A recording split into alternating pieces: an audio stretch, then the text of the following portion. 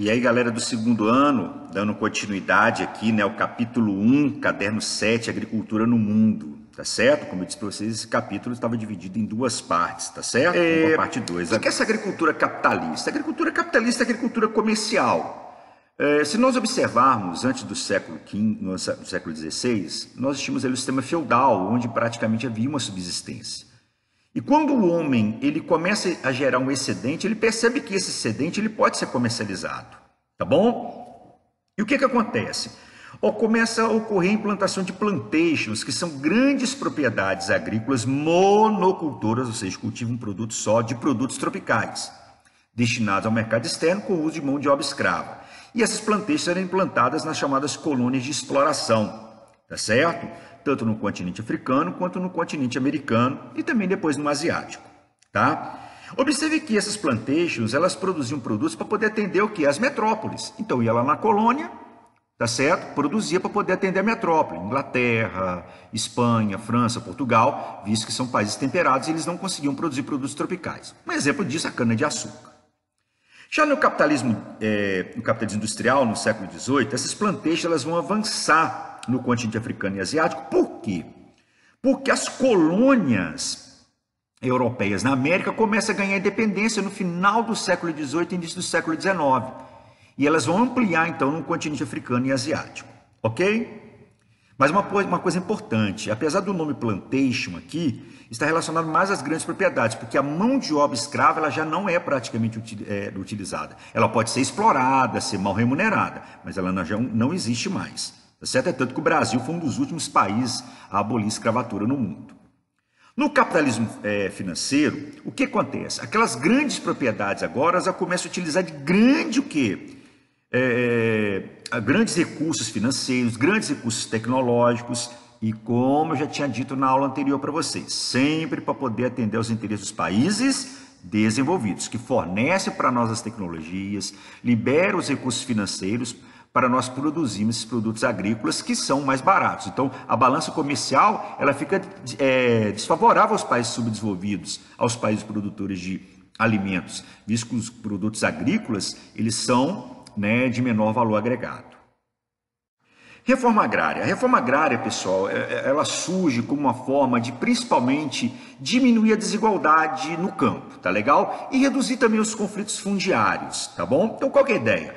Reduzir conflito fundiário, promover melhor distribuição de terras, aumentar a produção de alimentos, porque quem produz alimento é o pequeno produtor, reduzir o número de pessoas carentes nas cidades, reduzir a questão do êxodo rural, já que o cara vai ter a possibilidade de ficar no campo, tá certo? Então essa é a ideia da reforma agrária, tá bom? Então nós vamos fazer um históricozinho aqui, vamos ver quais são os países que adotaram esse processo de reforma agrária. Bom, pelo nosso processo histórico aqui, o primeiro país a adotar a reforma agrária foi o México em 1911, na chamada Revolução Mexicana, tá certo? Francisco Madero recebeu o grande apoio de Emiliano Zapata e Pancho Villa. Tipo assim, eu apoio você na sua revolução, desde que a reforma agrária ela seja implantada. E ocorre a Revolução Mexicana, e aí começa a desapropriação das haciendas. O que são essas haciendas? São as grandes propriedades agrícolas. E são implantados os chamados ejidos, tá certo? Que são as pequenas propriedades agrícolas. Esses ejidos são implantados principalmente no sul do México, tá certo? Através do chamado Plano Ayala. E essa ideia de reforma agrária do México acabou indo em direção depois à Nicarágua, tá certo? Quando lá nós tivemos ali o Sandino, tá certo? Recebendo o apoio de Zapata para promover a reforma agrária também na Nicarágua. A Itália, quando termina a Segunda Guerra Mundial, a democracia cristã, ela começa a distribuir terras principalmente no sul da Itália, e o sul da Itália é uma pobreza muito grande. E uma das maneiras que eles perceberam era desconcentrar a terra, fazer com que a população fosse para o campo para produzir alimentos e sair da pobreza que viviam na cidade. Lembrar que a Itália estava arrasada pela Segunda Guerra Mundial. Taiwan, a Taiwan, vamos lembrar que era uma antiga província da China, tá certo? Uma antiga província da China. E Taiwan, o que chama atenção, pessoal, é o seguinte: quando termina a Segunda Guerra Mundial, e o Kuomintang, que é um partido político que estava no poder na China, foge da Revolução Chinesa liderada por Mao Tse-tung, é como a distribuição de terras que pertenciam a quem? Aos japoneses. Então, essa reforma agrária ocorre porque eles começam a ocupar terras que estavam sob domínio dos japoneses, que perderam a Segunda Guerra Mundial. Cuba adota a reforma agrária porque Fidel Castro, na Revolução Cubana de 1959, vai socializar a terra, tá certo? Então, aquelas terras que estavam na mão de grandes proprietários, principalmente produtores de fumo e de cana-de-açúcar, passa agora a ser distribuída. E o Chile, na época de Salvador Allende. Salvador Allende era um governo socialista no Chile, também vai socializar a terra do Chile. Vamos agora fazer uma panorâmica aqui do mundo, né, sobre as atividades agrícolas no mundo com vocês. Vou começar por Israel. Israel, país pequeno, desértico. Israel, para produzir, ele desenvolve técnicas agrícolas muito avançadas, principalmente de irrigação. Aqui nós temos um exemplo, né, de um cultivo, tá certo, de oliveiras, tá certo, no meio do deserto de Negev. Observe, por favor, que isso aqui é uma tubulação, tá certo? Essa tubulação ela capta água ou de lençóis freáticos ou do Rio Jordão, tá bom? E por gotejamento, então é o seguinte, vai ficar gotejando a água na planta, então evitando a questão de desperdício. Em Israel, nós temos dois modelos de propriedades que são chamados kibbutz e os moshaves. Os kibbutz são propriedades coletivistas. Essas propriedades coletivistas foram criadas pelo governo de Israel, principalmente dentro dos territórios palestinos, para justificar a presença militar israelense nos territórios palestinos. Aqui nós temos um exemplo de um kibbutz. Observe que a comunidade ela fica concentrada nessas casinhas e em volta, tá certo, fica a área agrícola deles. E são propriedades coletivistas, ou seja, todo mundo aqui decide o que vai produzir, como vai produzir, e todo mundo ajuda no plantio e também na colheita, tá certo? E nós temos também as cooperativas privadas, que são chamados moshaves, que já ficam praticamente dentro do território israelense. Japão, país pequeno, montanhoso, frio. Então, para produzir, o Japão precisa adotar de grande tecnologia, senão ele não consegue produzir. Tá certo? Você vê, Israel é pequeno, grande limitador físico dele é o clima desértico. Aqui, no caso, vai ser o clima frio, o relevo montanhoso. Tá certo? Então, ele vai ter que aproveitar todos os espaços possíveis para poder produzir. Apesar de utilizar de uma grande tecnologia, ter uma grande produtividade, ela não é suficiente para o abastecimento interno. Abastece apenas 80%. 20%, tá certo? É importado, igual aquele arroz japonês que a gente fala, né? O arroz japonês. Na verdade, o Japão importa muito arroz, por exemplo, da Indonésia, da Malásia, tá bom? Então, esse aqui tem um grande obstáculo. E olha que coisa interessante, o Japão, para poder produzir, ele utiliza uma técnica que é muito comum na Europa, principalmente nos Países Baixos, ali na Holanda, tá certo? Que é chamado de sistema de polder. Na Holanda, eles utilizam o sistema de polder, que é o seguinte, eles fazem esse dique, porque lá eles estão abaixo do nível do mar, tá certo? Para evitar que o mar avance, e aqui eles aterram, tá bom? E aqui eles cultivam, então isso aqui é um polder. Então eu estou utilizando aqui o exemplo da Holanda e para o Japão. Então, só que no Japão eles não precisam dos diques, eles vão aterrando áreas para aumentar suas áreas de cultivo. Sudeste Asiático. No Sudeste Asiático, nós temos aqui a chamada agricultura de jardinagem, que é a chamada risicultura asiática. E no relevo montanhoso, o que acontece? Eles constroem esses terraços, tá bom? Por que eles constroem esses terraços? Para reduzir o processo erosivo. E nesses terraços é onde eles fazem o cultivo de arroz. O que marca a agricultura de jardinagem é o grande uso de quê? De mão de obra. Então, pequeno uso de máquinas. Mas observe que a técnica conservacionista ela é impecável. Nós temos terraços aqui seculares que praticamente continuam produzindo a mesma quantidade de séculos atrás. Estados Unidos, predomínio de médias e pequenas propriedades, é o país que mais utiliza tecnologia. E o que chama atenção nos Estados Unidos é o seguinte, propriedade agrícola é para produzir. Então lá eles têm intensos de depósito, de silos, quem vê filme aí deve perceber, né? Sempre tem lá o celeiro, tem o silo para armazenar os grãos, tá certo?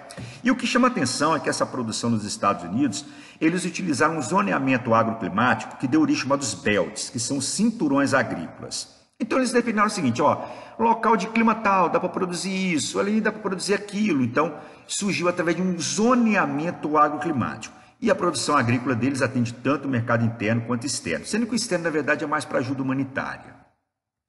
Bom, aqui nós temos um exemplo para vocês, o seguinte, ó, o número de propriedades rurais nos Estados Unidos diminuiu, então mostrando que começou a ter uma concentração de propriedades agrícolas nos Estados Unidos, tá certo? E a área aumentou, tá bom? Então esse aqui é um exemplo para a gente mostrando que a área ela aumenta, então está aumentando a concentração de terras. E aqui um exemplo para vocês, né? Olha só, o camarada tem a casa dele aqui ao fundo, mas ele tem um silo, ele tem um celeiro, esse silo aqui para poder armazenar todo esse grão que ele vai colher. Provavelmente que deve ser um cultivo de milho.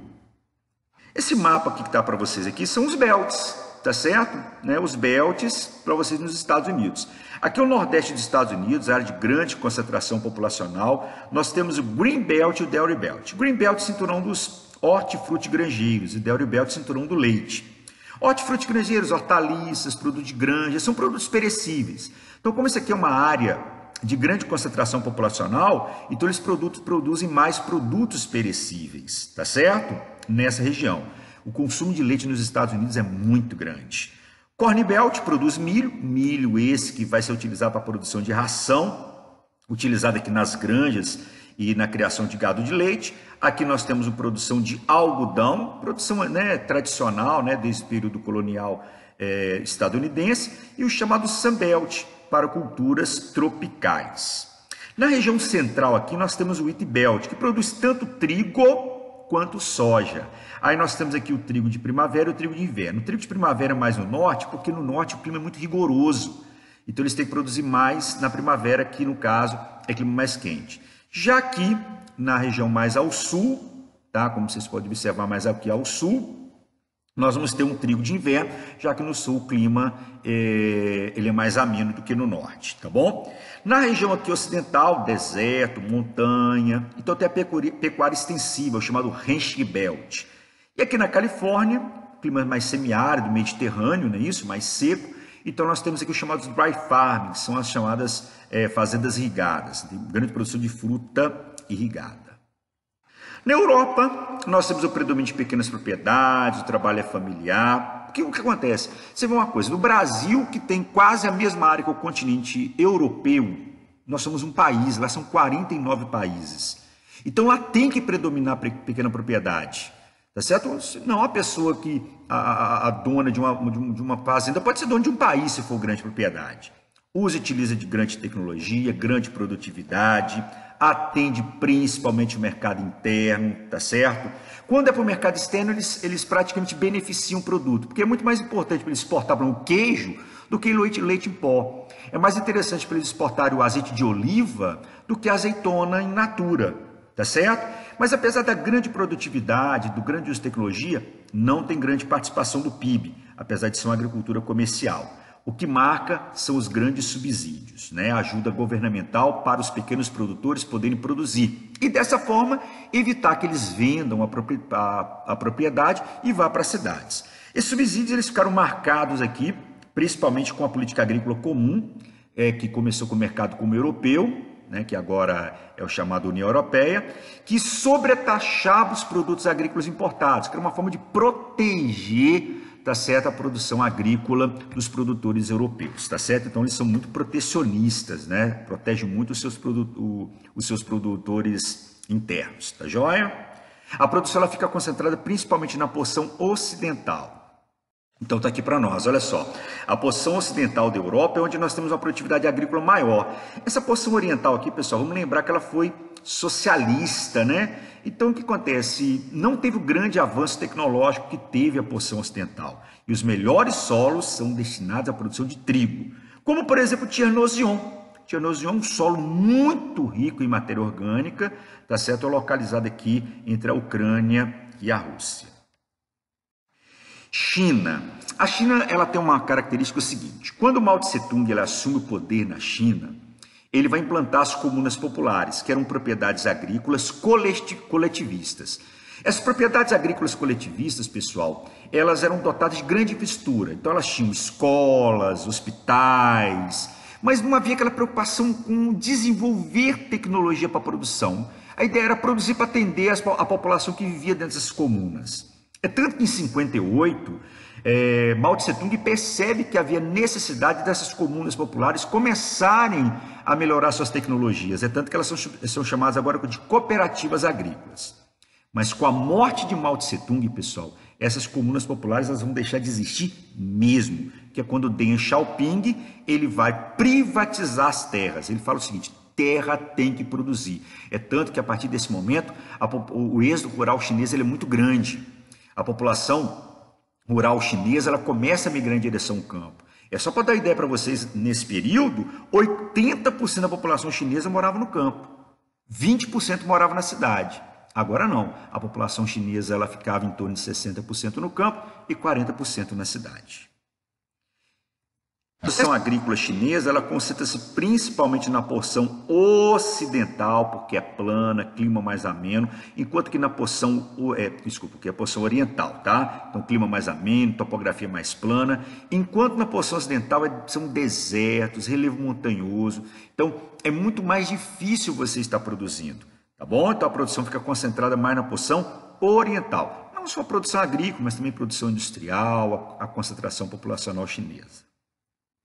Com relação à União Soviética, até a formação da SEI, que é a Comunidade de Estados Independentes. Na época da União Soviética foram criados kolkhozes e sovkhozes. Kolkhozes as cooperativas agrícolas e os sovkhozes as fazendas estatais. Essas cooperativas agrícolas, uma coisa interessante, você era dono da terra, mas quem decidiu que você ia produzir era o Estado. Já no sovkhozes não, as fazendas eram do Estado. Lembrar que em 1991 a União Soviética deixa de existir. Então, automaticamente, essas propriedades agrícolas elas são o quê? Privatizadas. E lembrar que lá nós temos um solo chamado Tirnonzion, que é um solo muito rico em matéria orgânica, o que possibilita grandes produções com a técnica de utilização de irrigação. Ok, galera? Beleza, então, essa era a segunda parte que eu tinha que apresentar.